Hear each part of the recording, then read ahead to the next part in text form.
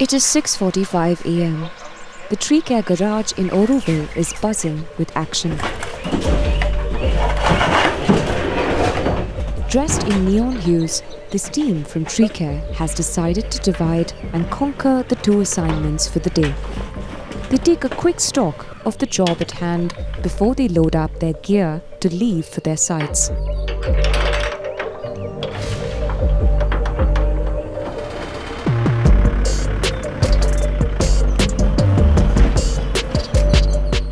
Their first patient for the day is an aged banyan tree, which has been diagnosed with dead branches.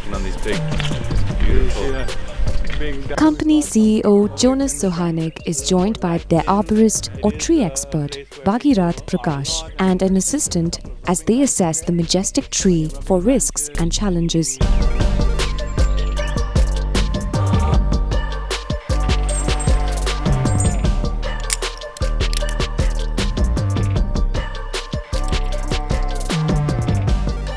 With a plan of action clearly charted out, Bhagirath secures himself and makes it to the top of the tree in seconds.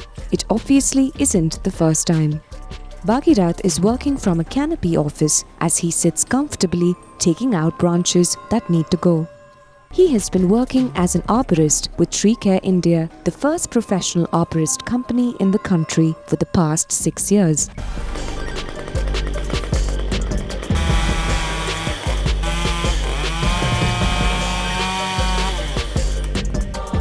His tree climbing days, however, began much earlier. When I was young, my father had a friend who was starting to build tree houses. So as a sample, they built one in our backyard. And because of that, we were fortunate enough to be able to experience climbing up into a tree and sitting in the tree house and having a view of the surrounding area from within the canopy, from within the treetop. There's such a different view and experience that you get being up there and feeling the wind blowing on you and feeling the breath of the tree. That's something I feel to this very day.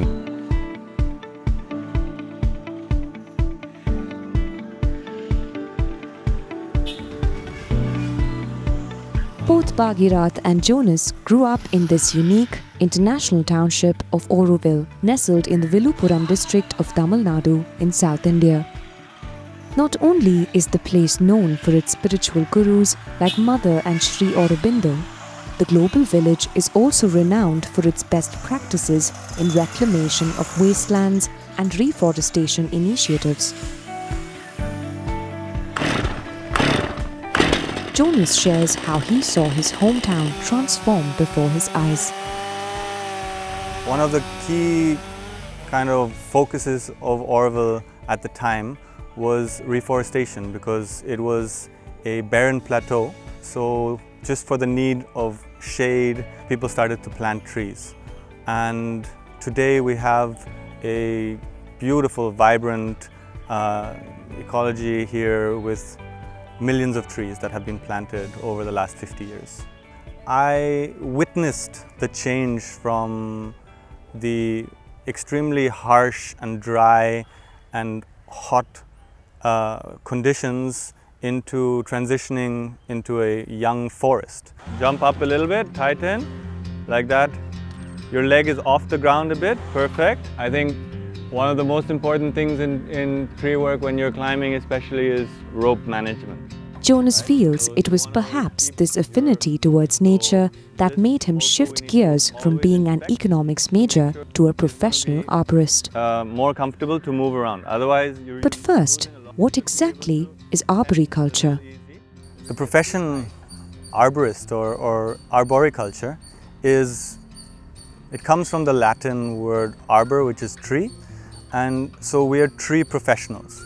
We are, I think, how I see it is that we provide a bridge between nature and our urban environment. Careful with that dead branch. Like doctors, arborists are called upon when a tree is sick or dying.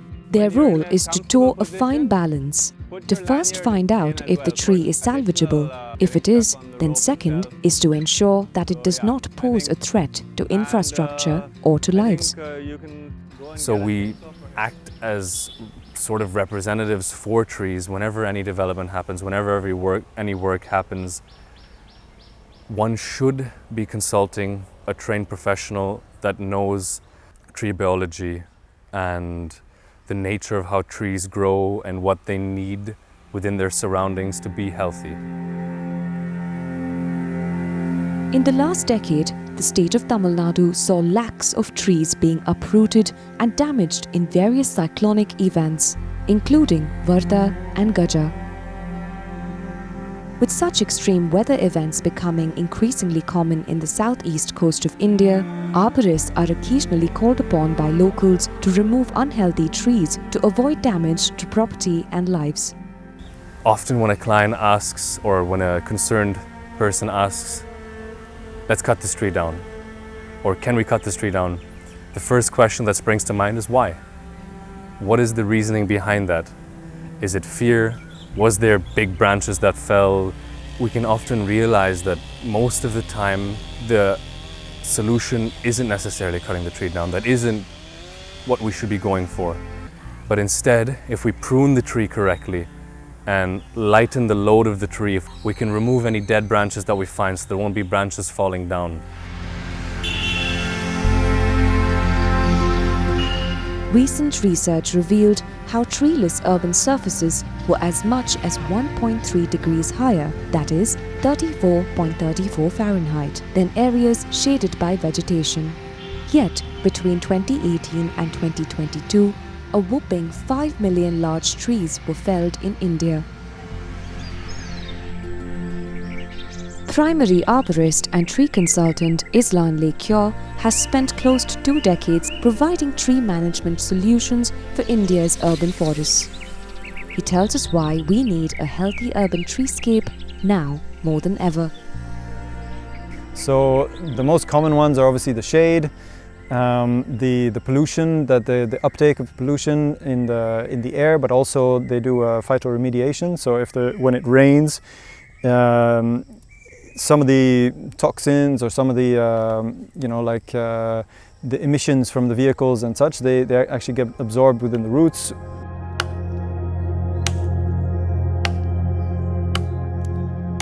Invariably, almost every development project across the country sees indiscriminate logging of old or mature trees with promises to replace them with new saplings.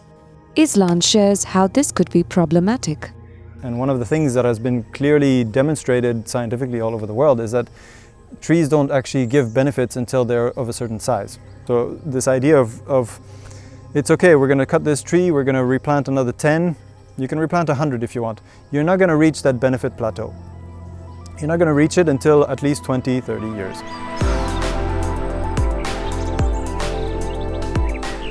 This is why it becomes essential for arborists to be part of the pre-planning stage in any development project or construction. Having worked with multiple initiatives, including the Town Development Council of Auroville, Islan reveals how he approaches a project. And I'm actually going and looking at the trees on the site to look at sort of how long these trees, each individual tree will be there for. I plot them on a map so that it can be integrated in architect's drawing. They're all geolocated. We're looking at their health, looking at their condition, their structural condition. We're looking at how rare they are, how old they are, how long they are going to be there for, how much longer they're going to be there for. And based on all of these factors, you can essentially grade them. From pushing for accountability for these trees in public spaces to building around them in our own backyards, locals play a key role in saving urban green pockets. In Auroville, senior citizen Agathe Fourcroy refused to give up on a tree that was split into two, even if it meant fighting to save just one single tree. It was during the cyclone, and the morning all the garden it was completely destroyed. And I am going to the swimming pool to check how is it, and I saw this tree who was completely cutting in two parts. And I say it was very large, you know, you see that? It's grow from 2011. And it is there, it was the same. It was completely open there, from there, completely at the end. It's for me absolutely impossible to imagine we have to cut this tree.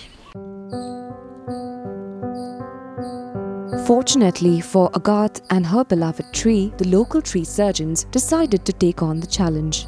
During the cyclone of 2011, this tree was very badly affected. It had actually split open completely from up here all the way down to the base. We did our research, we try and figure out what's the best way of going about it. And we finally settled on a bracing method that is quite popular also in Europe, using threaded rods. We actually drilled through the entire tree with a really long drill bit and inserted a threaded rod, created some metal plates to basically force that closure again. With the damage, you see that. Unlike Agathe, most citizens are not aware that trees in urban spaces need care and maintenance. Not only are they subjected to natural challenges like drought or intense rain or rising temperatures, they also have to deal with human-induced stress. In the city, trees are, subject to pollution. They're subject to massive heat waves. There's a heat from the tarmac, for example, that reflects. There's the limited space. There's the lack of an environment, an ecosystem in the ground that would normally be there. So you don't have associations with all the different microbes and nematodes and all these different fauna and fungi that are in bacteria in the ground. And often cases they're being hacked regularly because of whatever reason. So all of this contributes to chronic stress. This little golden shower tree is a case in point. So here's another clear sign that this tree is dying back. All these shoots are actually from the same tree. It's coming from the roots, and these are stress shoots. These are epicormic shoots that are coming for the tree to try and save itself. It's a last resort. As the top of the tree, the canopy is dead, it needs to find a new source of energy.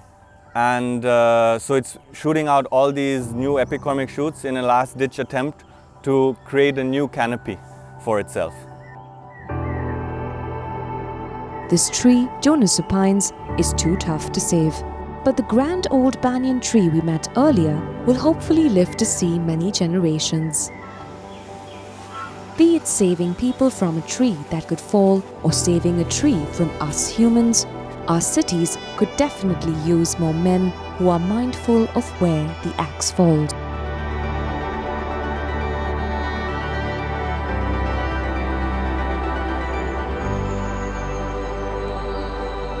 Thanks for watching Eco India. If you like the story, please give us a thumbs up and subscribe to Scroll.in on YouTube.